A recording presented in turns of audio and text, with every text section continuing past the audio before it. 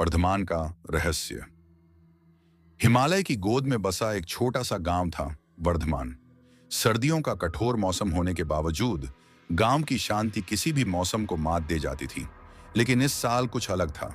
गांव में एक अजीब सी खलबली थी, एक डर जो हर घर में समाया हुआ था। मैं राहुल गांव के ही रहने वाला था। बड़े होकर शहर चला गया था, लेकिन सर्दियों की छुट्टियां मनाने गांव वापस लौट आया था। गांव की यह बदली हुई रौनक मुझे अजीब लग रही थी। गांव के बुजुर्गों से पूछने पर पता चला कि पिछले कुछ दिनों से जंगल से अजीब अजीब आवाजें आ रही हैं, किसी जानवर की दहाड़ जैसी। कुछ लोगों ने तो जंगल के किनारे एक विशालकाय काले कुत्ते जैसा जीव भी देखा था। गांव वालों के चेहरे पर डर साफ दिखाई दे रहा था। मेरी जिज्ञासा जागी। मैं जंगल की ओर निकल पड़ा। जंगल घना था, पेड़ों की घनी छाया और सर्दी की ठंडक ने मुझे थोड़ा डराया, लेकिन जिज्ञासा ने मुझे आगे बढ़ाया। जंगल के अंदर कुछ ही कदम चलने पर मुझे कुछ अजीब सा महसूस हुआ। एक खौफनाक सा सन्नाटा था, जैसे कोई मेरी हर गतिविधि पर नजर रख रहा हो। अचानक एक पेड़ की पीछे से दो चमकदार आंखें दिखाई दी। मैं डर के मारे पीछे हटने लगा, लेकिन वो आंखें तेजी से मेरे पास आ रही थीं। अंधेरे में कुछ समझ नहीं आ रहा था, बस इतना पता था कि वो कोई सामान्य जानवर नहीं था। उसकी आंखें किसी शेर की तरह चमक रही थीं और उसके शरीर से एक भयंकर गंध आ रही थी। मैं भागने लगा, लेकिन वो चीज मेरे पीछे थी। जंगल के अंधेरे में उसका पीछा करना मुश्किल हो रहा था, लेकिन उसकी दहाड़ें मुझे बता रही थीं कि वो मेरा पीछा नहीं छोड़ने वाला।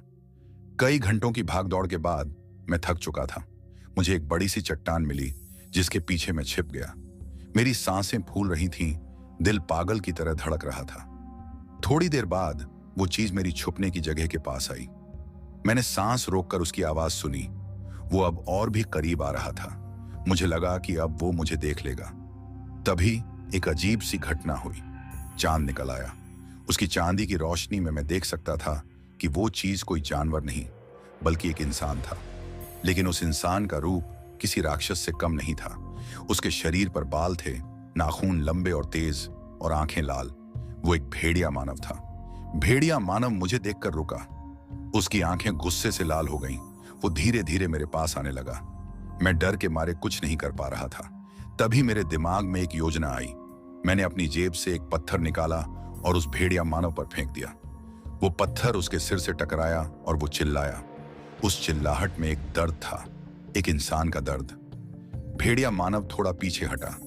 फिर से उसकी आंखों में वो क्रोध दिखाई दिया, लेकिन साथ ही एक दर्द भी था। वो धीरे धीरे जंगल में गायब हो गया।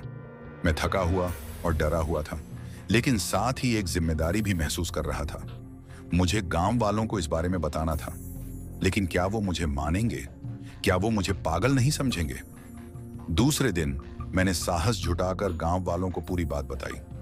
शुरू में तो उन्होंने मेरी बात नहीं मानी, लेकिन जब मैंने उन्हें जंगल के पास ले जाकर भेड़िया मानव के पैरों के निशान दिखाए, तो उनकी आंखें फटी की फटी रह गईं। गांव में दहशत फैल गई। लोग अपने घरों में दुबकने लगे। रात को कोई भी घर से बाहर नहीं निकलता था। मैं गांव का सबसे बहादुर लड़का बन गया था, जिसने भेड़िया मानव को देखा था। गांव के बुजुर्गों ने बताया कि इस जंगल में कई साल पहले एक ऐसा ही जीव रहता था, जिसने कई लोगों को अपना शिकार बनाया था। उस समय के लोगों ने उस जीव को मारने की कोशिश की थी, लेकिन वो हर बार बच निकलता था। अंत में गांव वालों ने उस जीव को जंगल में ही जिंदा दफना दिया था। लेकिन शायद वो जीव पूरी तरह से मरा नहीं था। शायद उसकी आत्मा ने किसी दूसरे इंसान में प्रवेश कर लिया था और अब वो फिर से सक्रिय हो गया था। गांव वाले डरे हुए थे, लेकिन साथ ही एकजुट भी हो गए थे। हमने रात की पहरी लगाई ताकि भेड़िया मानव गांव में ना आ सके। मैं भी पहरी में शामिल हो गया। रातें काफी मुश्किल हो गई थी। ठंड, डर और थकान का सामना करना पड़ रहा था, लेकिन गांव की सुरक्षा के लिए मैं कुछ भी कर सकता था। एक रात जब मैं पहरी पर था, मैंने जंगल की तरफ एक हल्की सी चमक देखी। मेरी सांसें रुक गईं। वो भेड़िया मानव वापस आ रहा था।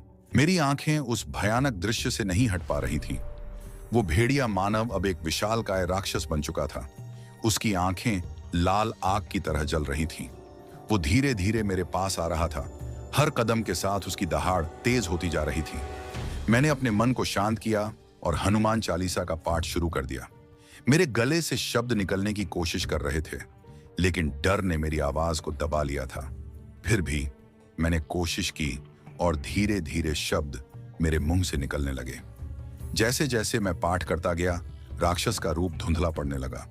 उसकी आंखों की चमक कम हो रही थी और उसकी दहाड़ धीरे धीरे एक साधारण चीख में बदल रही थी। अंत में जब मैंने पाठ पूरा किया तो राक्षस पूरी तरह से गायब हो गया। उसके स्थान पर एक छोटा बच्चा पड़ा था। उसके शरीर पर जख्म थे और वो रो रहा था। मैंने बच्चे को उठाया और उसके रोने को शांत करने की कोशिश की। कुछ देर बाद बच्चा शांत हो गया और मेरी बाहों में सो गया। मैं बच्चे को लेकर गांव लौटा। गांव वाले हैरान थे, लेकिन साथ ही खुश भी। मुझे एक नायक की तरह देखा जाने लगा, लेकिन मैं जानता था कि ये लड़ाई अभी खत्म नहीं हुई है। बच्चे की देखभाल करना मेरे लिए एक नई जिम्मेदारी बन गई। मैंने उसे अपना बेटा बना लिया, उसे पाल पोस कर बड़ा किया। उसने जल्दी ही बात करना सीख लिया, लेकिन वो कभी भी अपने माता पिता के बारे में नहीं बताता था। बच्चा बड़ा होता गया और उसके साथ ही उसमें एक अजीब सी शक्ति भी विकसित हो रही थी। वो जानवरों से बात कर सकता था और कुछ हद तक भविष्य देख सकता था। एक दिन वो मेरे पास आया और बोला, पिताजी, वो राक्षस वापस आ रहा है। मैं उसकी आत्मा को महसूस कर सकता हूं। मैं डर गया। क्या इतनी जल्दी वो वापस आ रहा था? मैंने बच्चे को समझाया कि डरना नहीं है, हमें तैयार रहना है। हमने तैयारी शुरू कर दी। गांव वालों को एक बार फिर से सचेत किया गया। हमने हथियार बनाने शुरू कर दिए और बच्चे को तांत्रिक विद्या सिखाने लगे। कुछ महीनों बाद, जैसा कि बच्चे ने कहा था, राक्षस वापस आया, लेकिन इस बार वो अकेला नहीं था। उसके साथ कई अन्य राक्षस भी थे। एक भयानक युद्ध हुआ। हमने अपनी पूरी ताकत लगा दी, लेकिन राक्षसों की संख्या बहुत ज्यादा थी। तभी बच्चे ने एक अजीब सी चीख मारी। उसके शरीर से एक अदृश्य शक्ति निकली जो राक्षसों पर हमला कर रही थी। वो शक्ति इतनी शक्तिशाली थी कि कुछ ही मिनटों में सारे राक्षस मारे गए। बच्चे ने मुझे बताया कि उसके अंदर वो शक्ति है जो उसके असली पिता की थी। वो एक योद्धा था जिसने राक्षसों से लड़ाई लड़ी थी, लेकिन अंत में मारा गया था। उसका बच्चा बच गया था और उसमें अपने पिता की शक्तियां आ गई थीं। हमने उस दिन एक बड़ी जीत हासिल की थी, लेकिन हमें पता था कि ये लड़ाई खत्म नहीं हुई है। ये सिर्फ एक शुरुआत थी। हमने गांव की रक्षा के लिए एक संगठन बनाया जिसमें बच्चे को प्रमुख बनाया। हमने उस बच्चे का नाम वीर रखा। वो वीर बनकर गांव की रक्षा करता रहा और मैं उसके साथ खड़ा रहा, एक बूढ़े सिपाही की तरह। हमारी लड़ाई जारी रही, अंधेरे के खिलाफ, बुराई के खिलाफ, और हर बार हम जीतते रहे, क्योंकि हमारे साथ था एक योद्धा का खून, एक पिता का प्यार और एक गांव का साहस।